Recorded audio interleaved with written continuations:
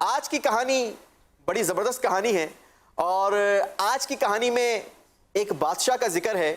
کہانی کچھ یوں ہے کہ ایک ملک کا بادشاہ تھا جس کا نام تھا سلطان ملک شاہ سلجوتی۔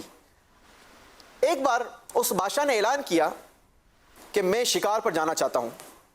بادشاہ کا اعلان تھا، کون بادشاہ کے اعلان کو رد کر سکتا تھا؟ فوراً سے تیاریاں شروع ہو گئی، اور بادشاہ اس بار اکیلا نہیں بلکہ اپنے چند دوستوں کے ساتھ، اپنے چند وزراء کے ساتھ یہ شکار کے لیے جانا چاہتا تھا۔ اچھی خاصی تیاری ہوئی اور بادشاہ سفر کے لیے تیار ہو گیا۔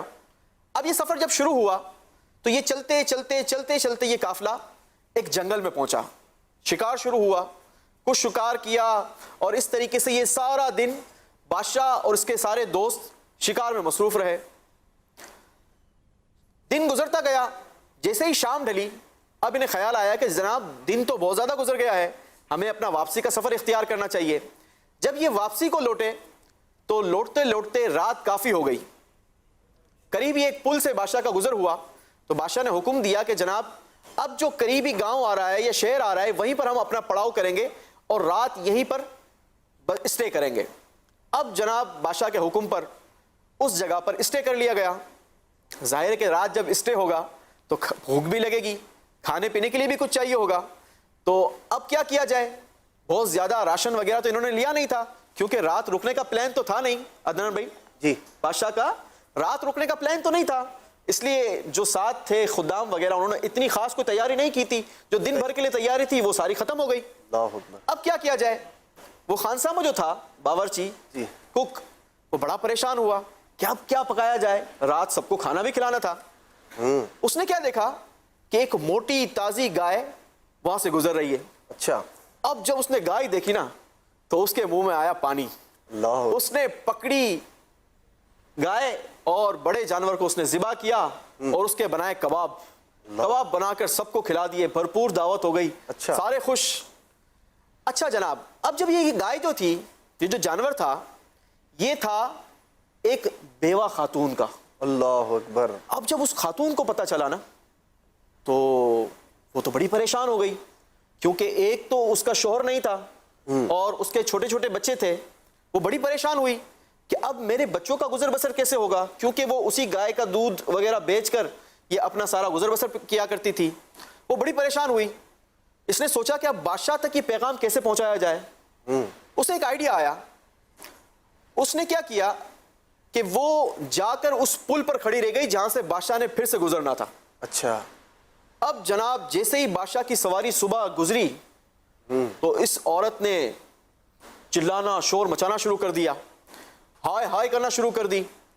اب جب بادشاہ نے سنا تو بادشاہ کو کہنے لگی، اے بادشاہ یہ بتا کہ میرا فیصلہ تم اسی پل پر کرو گے یا کل بروز قیامت پل صراط پر کرو گے؟ اللہ اکبر، اللہ اکبر۔ ایسی خطرناک وہ بادشاہ کو اس نے ترغیب دلائی تھی تو بادشاہ تو کانپ اٹھا، کیونکہ وہ خدا ترس بندہ تھا، اللہ سے ڈرنے والا تھا۔ وہ کہنے لگا، نہیں نہیں بی بی، میں قیامت کے دن کا ہرگز انتظار نہیں کروں گا، جو کچھ فیصلہ کروانا ہے ابھی کروا لو، کیا ماجرا ہے تمہارے ساتھ؟ تو اب اس نے اپنی ساری رودات سنائی کہ یوں ہوا کہ رات کو آپ کے لوگوں نے میرا جانور پکڑ لیا اور اسے ذبح کر کے اس کے بوٹیاں بنا کر تکے بنا کر کھا گئے۔ اب جناب بادشاہ نے کیا کیا؟ بادشاہ نے اس خاتون کو کمپلسیٹ کیا اور 70 جانور اسے تحفتاً پیش کیے، 70 جانور دیے، اور اس خاتون سے معافی بھی مانگی اور اس کو خوش کر دیا۔ اللہ اکبر۔ اس کہانی سے، اس واقعے سے ہمیں کیا سیکھنے کو ملتا ہے؟ مدنی چینل کے ناظرین، پیارے بچوں، ذرا غور کریں۔ آج زندگی گزارتے ہوئے بسا اوقات ہم سے بھی بھول چک ہو جاتی ہے۔ کسی کی چیزیں ہم اس کی بغیر اجازت کے لے کر کبھی استعمال کر لیتے ہیں، تو ہمیں اس بات کا اولاً تو خیال رکھنا چاہیے، اور اگر کبھی زندگی میں ایسا معاملہ ہو جائے تو ہمیں اس سے فوراً جس کے ساتھ یہ معاملہ ہوا ہو اس کے ساتھ مل کر اس پر معافی تلافی بھی کرنی چاہیے، اور اس سے ہمارا یہ جو حق ہو اپنا یہ معاف بھی کروا لینا چاہیے، یا اسے کمپلسیٹ کرنا چاہیے جس طریقے سے اس بادشاہ نے کر کے دکھایا۔ تو بسا اوقات ہوتا کیا ہے کہ بچے کھیل کھیل میں کسی کی چیز کھا جاتے ہیں، ایسا نہیں کرنا چاہیے۔